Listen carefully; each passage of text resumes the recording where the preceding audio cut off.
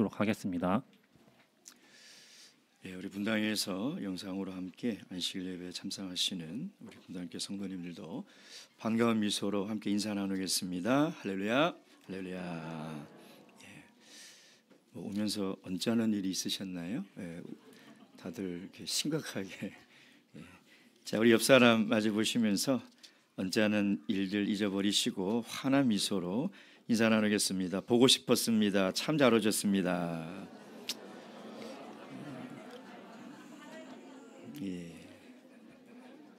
웃으시니까 얼마나 좋습니까?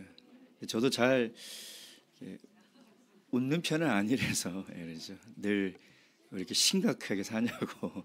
근데 참 웃으면서 살아야 될 것 같습니다. 예수 그리스도의 이름으로 하나님 말씀 증거하도록 하겠습니다. 사도행전 18장 5절에서 11절까지 말씀입니다.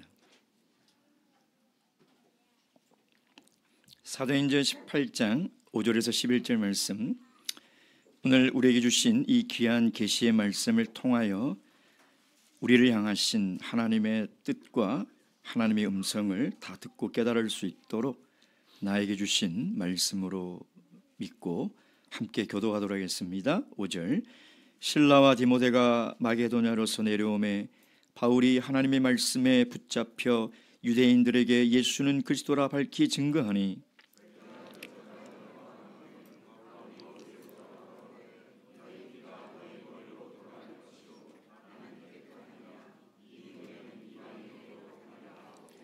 거기서 옮겨 하나님을 공경하는 디도 유스도라 하는 사람의 집에 들어가니 그 집이 회당 옆이라.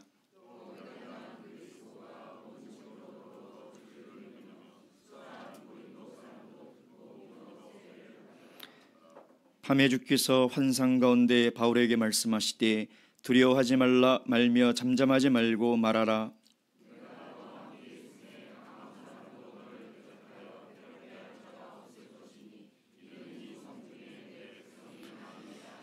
함께 읽겠습니다. 시작. 1년 6개월을 유하며 그들 가운데서 하나님의 말씀을 가르치니라. 아멘.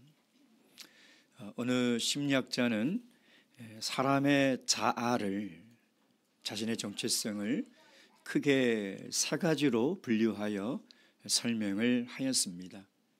첫째는 물질적 자아, 즉 내가 무엇을 소유하고 있느냐에 따라서 자기의 정체성을 판단하는 것이죠. 여러분, 한정판 명품을 구입하는 사람들을 한번 보세요. 그들이 언제 제일 기쁨을 누립니까? 그들의 인생의 최고의 기쁨은 남이 가질 수 없는 명품을 가졌을 때입니다. 이 사람들이 모여서 누가 더 잘났나 이야기를 하는 것을 들여다보면 학력도 외모도 다 소용이 없습니다. 누가 더 희귀하고 누가 더 비싼 명품을 가졌느냐에 따라서 자신이 평가되고 평가받는 것이죠. 그래서 지금도, 오늘도 이런 사람들은 남들이 가질 수 없는 명품을 가지기 위해서 찾아다니고 돈을 벌며 인생을 낭비하고 살아가는 것이죠. 왜? 그것이 자기의 존재이기 때문인 것입니다. 두 번째는 사회적 자아라는 것입니다.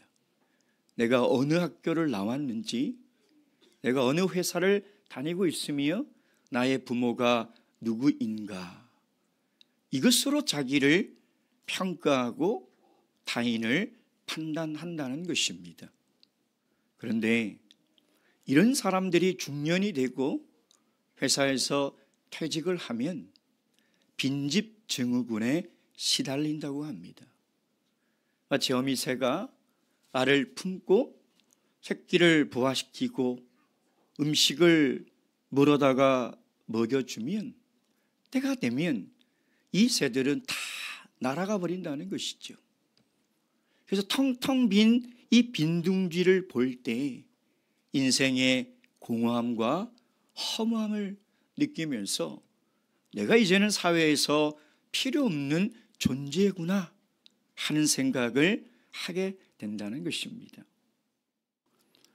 여러분, 우리가 무엇에 붙들려 살아가느냐, 이것은 내 인생을 어디에 저당 잡히고 있느냐와 동일한 말인데, 이런 사람들이 참 불쌍한 게 뭐냐면 자신의 인생을 도둑맞고 살아간다는 거예요. 자신의 인생을 빼앗기고 그 아까운 3, 40, 50, 60대를 그렇게 살아간다는 겁니다. 그리고 마지막 세 번째는 내면적 자, 영적인 자라는 것이죠. 사람은 사실 무엇을 가졌느냐, 내가 어느 학교를 나오고 어디를 다니느냐로 평가될 수 있는 존재가 아닙니다. 사람은 그 사람의 마음이 얼마나 신실하고 정직하냐, 내 영혼이 얼마나 하나님의 형상을 닮아가고 있느냐, 이것이 내 자아인 것입니다. 이것이 진정한 나의 본질이며 나의 정체성이라는 것이죠. 여러분, 이 세 가지 분류 중에 여러분 어떤 것을 기준으로 여러분 스스로를 찾아가고 계시며 스스로를 만들고 계십니까? 오늘 이 본문의 말씀을 통해서 정말 우리가 어떤 자아로서 이 세상을 살아가야 하는지, 우리가 누구인가, 우리가 무엇을 위해서 살아가는 존재인지를 다 깨닫는 그런 귀한 시간이 되기를 주님의 이름으로 축원드립니다. 오늘 본문의 말씀에 보면 첫 번째, 이 바울 사도가 지금 어떤 상태라고 우리에게 이야기를 하고 있는가, 5절 말씀 다시 한번 읽겠습니다. 시작. 실라와 디모데가 마게도냐로서 내려오매 바울이 하나님의 말씀에 붙잡혀 유대인들에게 예수는 그리스도라 밝히 증거하니. 하나님의 말씀에 붙잡혔다, 이게 도대체 어떤 상태를 이야기를 하는 것일까요? 하나님의 말씀이 붙잡고 있다는 거예요. 하나님의 말씀이. 여러분, 우리가 그런 얘기를 하지 않습니까? 나는 아내에게 붙잡혀 살아. 이 자네는 아내에게 붙잡혀 사나? 그런 얘기 하지 않습니까? 사실 이런 남자가 제일 현명하고 똑똑하고 멋진 남자입니다. 아내 말 잘 들으면 손해볼 게 하나도 없어요. 제 경험이 그렇습니다. 제 경험. 여기 앉아 계신 분들이 좀 못마땅해 하시는데 사실 그렇습니다. 정말 아내에게 붙잡혀 사는 것은 행복한 삶이죠. 근데 이 붙잡혔다라는 이 단어의 의미는 뭐냐면 점령당했다, 완전히 정복당했다, 포로가 되었다, 이런 뜻이라는 것입니다. 즉 다시 얘기하면 하나님의 말씀이 바울 사도의 마음과 생각을 지배하여 그를 완전히 억압하고 그를 완전히 포로로 삼았다는 것이죠. 그것이 말씀에 붙잡힌 상태라는 것입니다. 다시 얘기하면 바울 사도의 생각도 마음도 심지어 운명까지도 그리스도께 내어주었다는 거예요. 자기의 의지는 없어요. 자기의 생각도 없고 자기의 판단도 없는 거예요. 하나님의 말씀에 붙들린 상태라는 것은 나의 모든 의지와 선택과 운명까지도 예수 그리스도께 내어주었다는 것, 그것이 바로 예수 그리스도의 소유가 된 것이고 그것이 바로 우리가 예수 그리스도의 것이 되었다는 것이죠. 그래서 바울 사도가 이런 이야기를 합니다. 고린도전서 9장 16절 말씀. 고린도전서 9장 16절 말씀.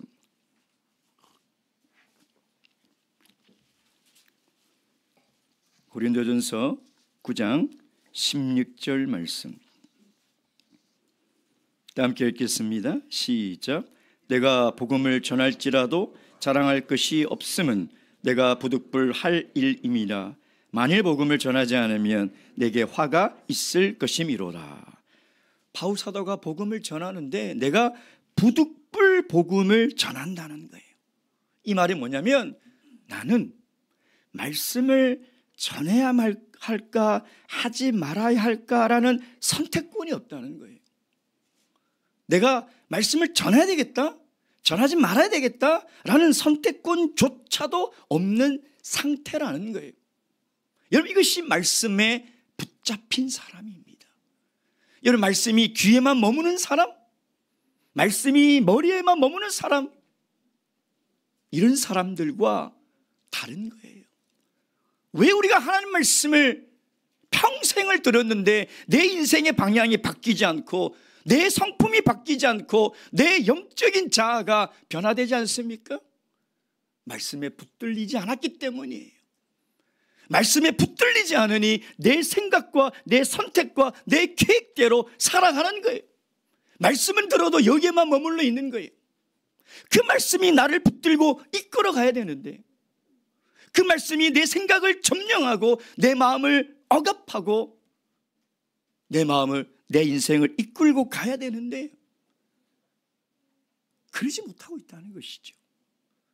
여러분, 바울사도의 서신서 보면 늘 자기를 소개할 때 바울사도는 나 예수 그리스도의 종된 바울은 나는 예수 그리스도의 종인 것을 자랑스럽게 생각한다.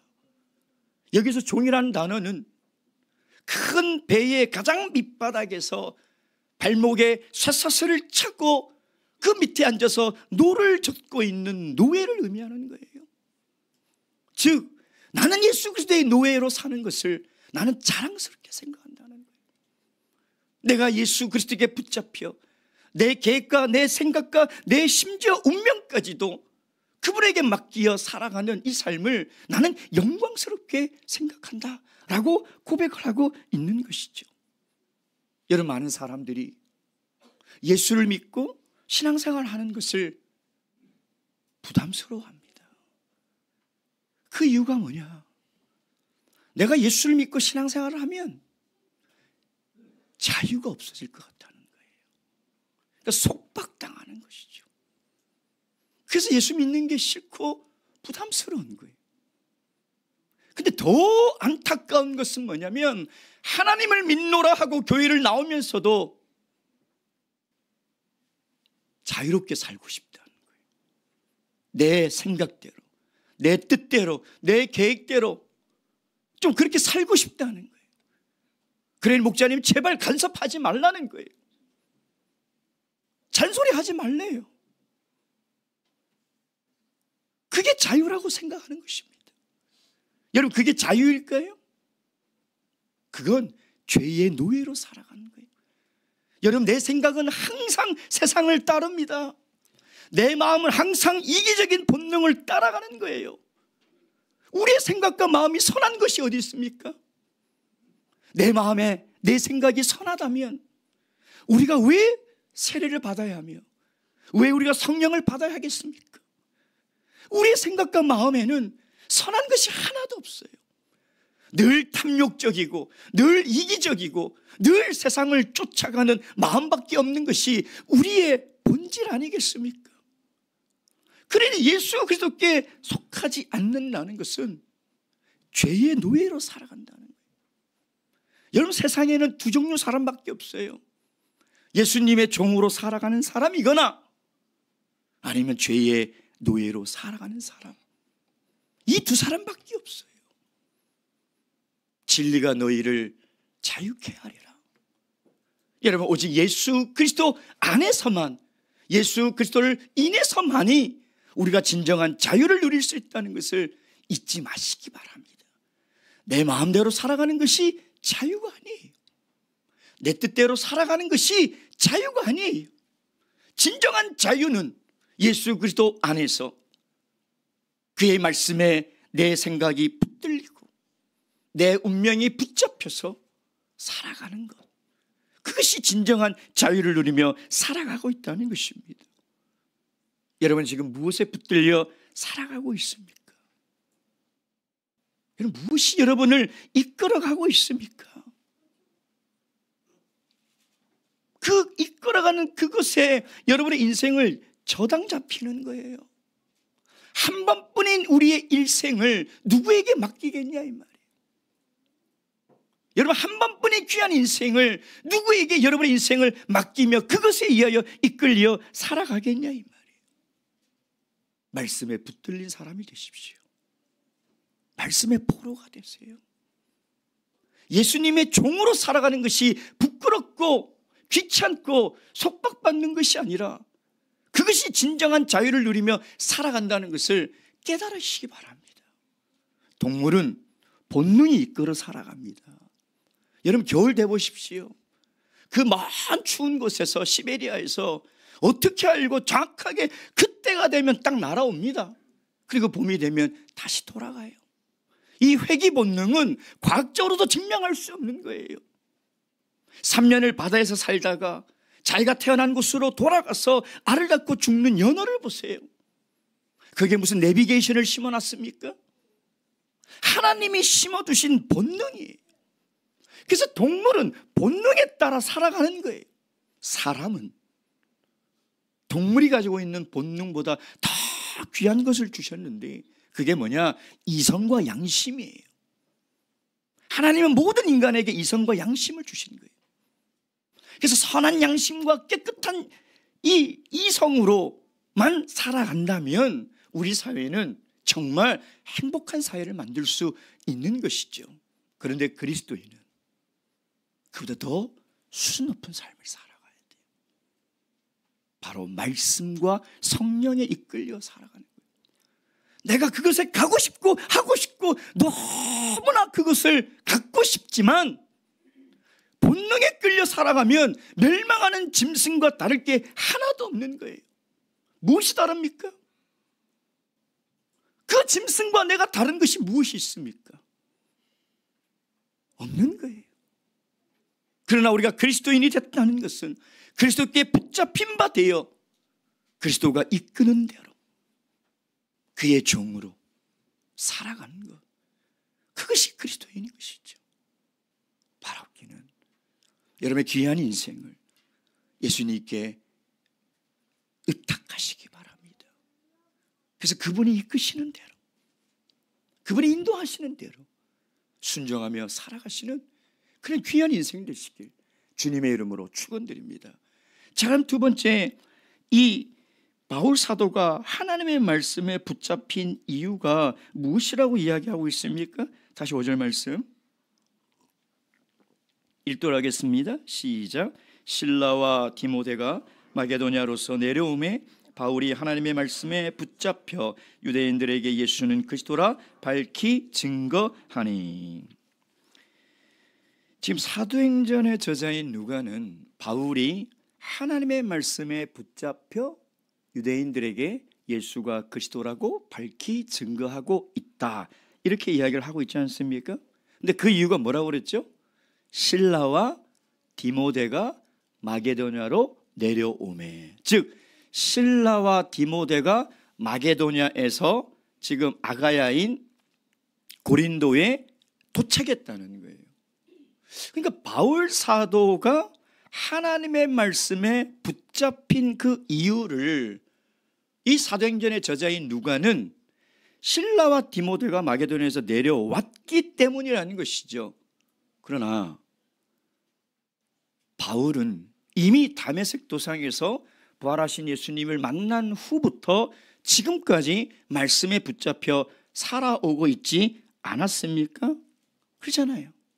그러니까 바울이 지금까지 하나님 말씀에 붙들린 바 되어 살지 않다가 갑자기 오늘 사도행전 18장 5절에 와서야 하나님의 말씀에 붙잡힌 사람이 되었다는 의미는 아니죠.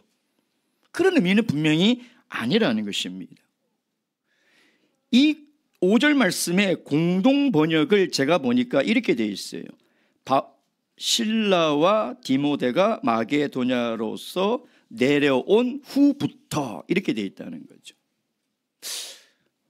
그러니까 실라와 바울이 고린도에 도착한 후부터 하나님의 말씀에 붙잡혔다는 거예요.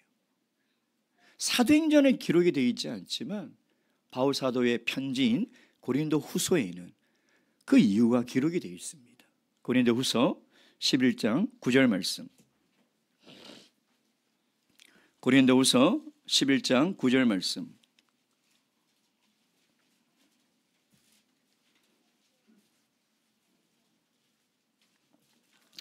11장 9절 말씀. 다 함께 읽겠습니다. 시작. 또 내가 너희에게 있어 용도가 부족하되 아무에게도 누를 끼치지 아니함은 마게도냐에서 온 형제들이 나의 부족한 것을 보충하였음이라. 내가 모든 일에 너희에게 폐를 끼치지 않게 하여 스스로 조심하였거니와 또 조심하리라. 이건 무슨 말이냐면 실라와 디모데가 지금 고린도에 도착할 때 그들이 뭘 가지고 왔냐면 선교 헌금을 가지고 온 거예요. 여러분, 우리가 저번 시간의 내용을 기억을 떠올려 보면 바울은 혼자 고린도에 도착했죠. 그 우상과 음란으로 타락한 도시. 그리고 처음 만났던 사람이 아굴라와 브리스길라 부부였는데 같은 업에 종사하는 사람을 만난 것이죠. 그래서 바울은 지금 고린도에서 복음을 전하는 사역을 하는데 그 생활비와 그 복음의 사역에 필요한 그 재정을 어디에서 공급받냐면 천막 만드는 일, 장막 만드는 일을 하면서 지금 고린도에서 생활을 하고 있었다는 것이죠. 근데 마게도냐 성도들이 헌금을 모아서 지금 실라와 디모데 편으로 보냈다는 거예요. 여러분 생각해 보세요. 그 액수가 크든 작든 바울이 하나님 나라의 복음을 전하는데 얼마나 큰 도움이 되었겠냐 이 말이에요. 그러니까 이제는 주중에는 천막 만드는 일을 하고 또 안식일에는 회당에 가서 복음을 전하는 그런 사역이 아니라 오직 말씀을 전하는 일에만 전념하게 되었다는 거예요. 만약에 제가 주중에 직업을 가지고 있다고 생각해 보세요. 아마 제 설교는 형편없을 겁니다. 무슨 시간에 제가 말씀을 준비하겠습니까? 그럴 수밖에 없잖아요. 주중에 제가 생계를 유지하기 위해서 세상에서 돈을 벌거나 그런 생업을 유지하는 일을 하고 안식일만 사역을 한다고 생각해 보세요. 하나님의 말씀에 오롯이 집중하여 그 말씀만을 붙들고 묵상하고 말씀을 준비할 수 없는 거예요. 그러니까 바울이 하나님 말씀에 붙잡혔다는 것은 이제 온전히 말씀에만 집중하며 그 말씀을 증거하고 그 말씀을 전하는 일에 전념할 수 있게 되었다는 것이죠. 그러나 제가 바울의 입장에서 한번 생각해 봤어요. 바울이 하나님의 말씀에 더 붙들리고 집중할 수 있었던 것은 물론 그들의 선교 기금도 참 감사한 일이지만 그것이 어디서부터 온 선교 헌금이냐? 예루살렘의 교회도 아니고 안디옥 교회도 아닌 마게도냐 교회에서 왔다는 거예요. 마게도냐, 빌립보, 데살로니가, 베레아. 여러분 이 교회는 이제 막 세워진 교회예요. 초신자들이 모여있는 교회라는 거예요. 이제 막 세례받은 지 1년도 안 됐어요. 이제 예수를 믿은 지 1년도 안 된 그런 초신자들이 모여있는 교회의 성도들이 하나님 나라의 복음을 위해서 애쓰는 바울 사도를 사랑하는 마음과 나도 복음의 빚진 자라는 그 마음, 그리고 내가 거기에 갈 수는 없지만 하나님 나라의 선교의 일에 내가 도와야 되겠다. 여러분 이 얼마나 아름다운 마음입니까? 그러니까 그 사랑의 마음이 바울 사도로 하여금 하나님의 말씀에 붙들려 하나님의 말씀에 집중하고 하나님의 말씀만 증거하는 일을 할 수 있게 되었다는 거예요. 얼마나 큰 위로가 되겠습니까? 여러분 이제 막 세워진 마게도냐 성도들이 보내준 그 헌금을 받았을 때 이 바울 사도의 기쁨을 저는 어느 정도 이해할 수 있을 것 같아요. 여러분 목회자의 제일 큰 기쁨과 보람은 교회와 성도들이 믿음이 성장하는 거예요. 그게 제일 큰 기쁨이고 보람이에요. 내가 육신적으로 아무리 힘들고 아무리 고통스러워도 그 보람 때문에 하나님의 일을 하는 거예요. 1년 364일 고통스럽고 힘들어도 단 하루라도 교회와 성도들이 성숙하여 성장한 모습을 볼 때 이 364일의 힘든 날들은 싹 사라져버리는 거예요. 여러분, 그게 가장 큰 보람이에요. 근데 바울 사도는 그 선교 헌금을 받았을 때 생각이나 했겠습니까? 얼마나 감사하고 얼마나 보람이 되며 그들의 따뜻한 사랑과 하나님 나라에 대한 열정과 관심이 얼마나 큰 위로와 힘이 되었겠냐, 이 말이에요. 사랑하는 성도 여러분, 우리가 비록 세계 선교 현장에 직접 동참할 수는 없다 할지라도 관심을 가져야 돼요. 기도해야 하는 것입니다. 그게 하나님 나라를 위한 관심인 거예요. 내 이 교회만 관심을 갖지 마시고 전 세계에 세워져 있는 말세의 참교회에서 또 개척하고 있는, 또 누군가는 그 오지에서 생명을 걸고 지금도 참진리를 전하고 있는 하나님의 일꾼들을 잊지 마셔야 돼요. 그분들의 헌신, 그분들의 수고를 우리가 외면해서는 안 돼요. 관심 가지시고 기도하시고 동참하셔야 되는 거예요. 그 동참이 내가 직접 거기에 가서 도울 수 있으면 최고로 좋은 헌신이겠죠. 그러나 그렇지 못한다 하더라도 기도해 주시기 바랍니다. 그리고 때를 정해서 우리가 선교 헌금을 하고 있지 않습니까? 물론 저희 교회는 참 넘치도록 열심히 많이 하고 계십니다. 너무 감사해요. 정말 우리 교회가 성숙한 교회구나. 우리 교회는 내 교회만 아는 이기주기적인 그런 자기 교회만 아는 그런 성도가 아니라 전 세계에 마음을 두고 관심을 두고 기도하고 직접 동참하는 교회구나. 전 참 감사를 드립니다. 바라옵기는 우리에게 주신 그 건강과 시간, 물질, 우리가 하나님 나라의 확장에 사용하며 살아가는 것, 그로 말미암아 말씀에 온전히 붙들려 말씀에 전념하여 그 말씀을 증거하는 그 하나님의 일꾼들이 하나님의 귀한 사역에 열매를 맺을 수 있도록 기도와 헌금으로 도울 수 있는 저와 여러분이 되시길 주님의 이름으로 축원드립니다. 마지막 세 번째, 우리가 이 말씀에 붙들린 바울 사도를 통해서 그러면 우리도 어떻게 살아야 하겠습니까? 오늘 오전의 말씀에 보면 사도행전의 저자인 누가는 왜 실라와 디모데가 올 때 헌금을, 선교 헌금을 가져왔다라고 기록하지 않고 이 사실을 바울 사도가 직접 고린도후서 편지에 이야기를 하고 있는 것일까요? 분명히 이유가 있는 거예요.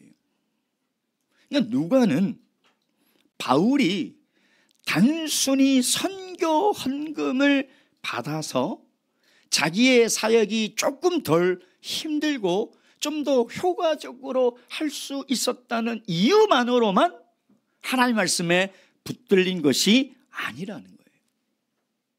그래서 누가가 정말 하고 싶었던 이야기가 있었다는 것이죠.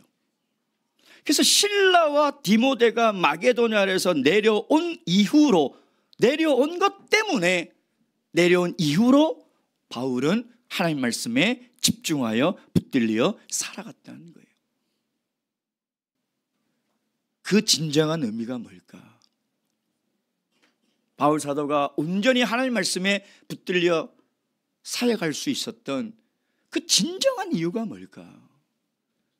여러분, 우리가 거슬러 올라가 보면 지금 아시아 지역에서 선교를 하려고 하던 바울의 계획이 그 마게도냐에서 부르는 그 환상, 그 성도에 부르는 이리 와서 우리를 도우시오라는 환상을 주님의 뜻으로 믿고 건너가지 않습니까?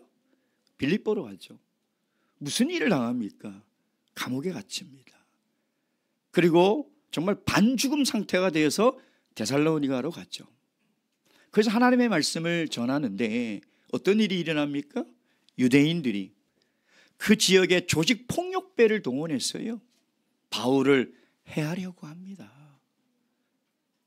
그래서 그 데살로니가에서 피해서 어디로 갑니까? 베레아로 가죠. 그러니까 베레아에서도 하나님의 말씀을 전하고 가르치는데 그 소식을 데살로니가에서 있는 유대인들이 듣고 내려오잖아요. 거기까지 80몇 킬로 떨어진까지 내려와서 거기서도 데살로니가에서 했던 똑같은 방식으로 사람들을 소욕해서 바울을 해하려고 하자 베레아 성도들이 급하게 빼돌려서 배를 타고 어디로 데려갑니까? 아덴으로 가잖아요. 그리고 아덴에서 아레오바고에서 복음을 전하고 몇 사람이 믿는 것을 보고 다시 내려온 곳이 고린도예요. 자, 그런데 베레아를 급하게 떠날 때 바울이 실라와 디모데를 거기에 남겨두었어요. 그러면서 내가 내려갈 때 다시 이 두 사람을 아덴으로 오게 해달라라고 부탁을 하잖아요. 왜 이 실라와 디모데를 베레아에 남겨두고 혼자 왔을까요? 그럼 베레아 교회가 이제 막 세워졌는데 유대인의 핍박이 있으니 이 초신자들이 믿음이 흔들리지 않을까? 이들의 믿음이 넘어지지 않을까 하는 그 생각 때문인 것이에요. 그래서 혈혈단신 혼자 그 고린도에 내려왔던 것이죠. 여러분, 함께 선교 사역을 하다가 혼자 내려와서 한다는 것은 정말 힘든 일이에요. 여러분, 그러니 한번 생각해 보세요. 상상해 보세요. 지금 그런 상황 속에서 이 세 사람이 만났어요. 이 세 사람의 만남은 오랜만에 만난 그리운 친구를 만난 것도 아니고 정말 보고 싶었던 지인을 만나는 게 아니에요. 어쩌면 생명을 오고 가는 전장에서 싸우다가 서로 생존하여 만나는 거예요. 서로 살아있다는 것을 확인했을 때, 서로 건강한 몸으로 만났을 때에 이 세 사람의 기쁨과 감격이 얼마나 컸을까요, 여러분? 그러니까 바울은 이 실라와 디모데를 만난 것만으로도 큰 위로가 되고 격려가 되고 힘이 되었다는 거예요. 혼자 외롭게 아덴에서 복음을 전하고 고린도에서 복음을 전하다가 이 사랑하는 동역자들을 만났으니 얼마나 감사하겠냐 이 말이에요. 얼마나 기쁘겠냐 이 말이에요. 오직 복음 때문에 못 먹고 못 자고 두들겨 맞고 감옥에 갇히고 살해의 위험을 당하는 그 속에서 이 세 사람의 만남은 진정한 큰 기쁨이요 위로와 격려가 아닐 수 없었다는 것입니다. 여러분, 이 바울이 이 동역자들을 향한 이 마음이 어떤 마음이었는지 알 수 있는 구절이 있어요. 디모데후서 1장 3절 4절 말씀. 디모데후서 1장 3절 4절 말씀.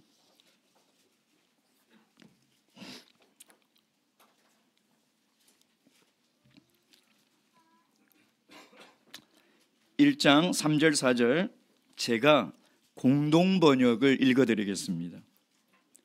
우리 이 성경은 느낌이 잘 안 나더라고요. 공동 번역 또는 새 번역을 제가 읽어드리겠습니다. 디모데후서 1장 3절 4절. 나는 밤낮으로 기도할 때마다 그대를 기억하면서 하나님께 감사드립니다. 나는 내 조상들과 마찬가지로 깨끗한 양심을 가지고 하나님을 섬깁니다. 나는 그대가 눈물을 흘리던 일을 기억하고 있기 때문에 그대를 만나기를 간절히 바라고 있습니다. 만나게 되면 내 기쁨은 더할 나위 없이 클 것입니다. 이것은 바울 사도가 순교를 당하기 전에 감옥에서 이 영적인 동역자인 디모데를 얼마나 그리워하고 만나고 싶은지를 그 마음을 담아서 보낸 편지거든요. 여러분, 이 편지를 볼 때 어떤 생각이 듭니까? 정말 사랑하는 남녀 사이에 쓰는 사랑의 편지 같지 않습니까? 정말 바울이 디모데를 얼마나 사랑하고 있고 얼마나 만나고 싶어 하는지 그 진심이 느껴지지 않습니까? 여러분, 바울과 함께 선교팀을 이룬 이들은요, 그냥 공문에 의해서, 행정에 의해서 이렇게 꾸려진 사역팀이 아닙니다. 생명을 나누는 형제들이에요. 목숨을 나누는 형제들이에요. 그냥 아무렇게 하나님을 일을 하려고 모인 사람들이 아니에요. 하나님의 말씀에 다 붙잡혀서, 다 하나님의 말씀에 복종하여 자신의 생명과 자신의 운명까지도 예수 그리스도께 드린 사람들이 모인 진정한 영적인 동력자, 진정한 형제들이 모인 그 모임이라는 것이죠. 그러니 이들이 만날 때 기쁘지 않겠습니까? 얼굴만 봐도 기쁘고요, 위로가 되고 권면이 되고 힘이 되는 것입니다. 사랑하는 성도 여러분, 우리가 어제 마태복음 강해를 통해서 교회는 예수 그리스도께서 또 하나의 가족으로 만드신 신앙 공동체라는 것을 배웠습니다. 저는 바울과 이 실라와 디모데의 이 세 사람의 관계가 이 가족 공동체인 교회의 관계를 우리에게 보여주고 있는 거예요. 여러분, 우리가 이런 성도가 되어야 되지 않겠습니까? 누군가가 나를 봤을 때 기쁨이 넘쳐야 되잖아요. 누군가가 나를 만났을 때 그 사람이 정말 위로를 얻고 격려를 얻고 힘을 얻어야 되지 않겠습니까? 그리고 우리의 만남이 그런 만남이 되어야 되지 않겠냐 이 말이에요. 서로 만나기만 해도 좋고, 서로 얼굴만 봐도 너무나 좋고, 세상에 정말 만나고 싶은 사람 모여서 뭐 맛있는 거 먹고 수다 떨고 거기서 기쁨을 누리는 것이, 그게 무슨 그리스도인입니까? 정말 하나님의 말씀에 붙들려 살아가는 그리스도인들은 이런 영적인 친밀감을 누리는 신앙 공동체 안에서 정말 보고 싶고 만나고 싶고 서로에게 위로와 격려와 힘이 되는 만남이 되어야 되지 않겠습니까? 여러분, 만약에 우리 교회 공동체가요, 진정한 교제 없이 다 이렇게 와서 예배드리고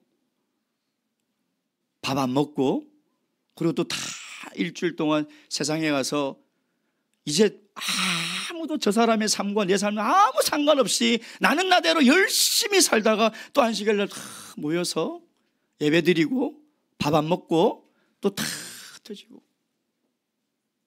또 다 모이고, 여러분, 이게 교회입니까? 이 교회가 아닙니다. 교회는 모여서 삶을 나누는 거예요. 생명을 돌보고 영혼을 돌보며 그 교제 속에서 사랑을 나누는 곳이에요. 그것이 교회예요, 여러분. 그래서 어제 말씀드린 영적 친밀감이 해가 갈수록 깊어져야 돼요. 그래서 바울과 실라와 디모데처럼 정말 그립고 보고 싶어서 그 성도를 향한 내 사랑이 절절절절 흘러야 돼요. 그래서 우리가 주중에도 모이지 않습니까? 우리 저녁 예배 때 모여서 예배 드리잖아요. 왜 주중에 모이는 모임이 왜 중요하냐? 주중에도 우리는 삶을 나누고 말씀을 나누고 하나님의 은혜를 나누는 시간이 필요하기 때문인 거예요. 그리고 주중에도 안부 전화도 하고 신방이 필요하면 신방도 가지 않습니까? 여러분, 그것이 교회예요. 그것이 말씀에 붙들려 살아가는 삶이 살아가는 인생의 모습이라는 것입니다. 이런 바라옵기는 하나님의 영적인 가족인 이 교회 공동체가 이 세 사람의 관계처럼 정말 하나님 나라를 위해서 함께 동력하고 또 언제 어디서 만나든 우리의 만남이 그리스도 안에서 기쁨이 되고 위로와 격려가 되는 그런 아름다운 교회 공동체가 되시길 주님의 이름으로 축원드립니다. 묵도하시겠습니다.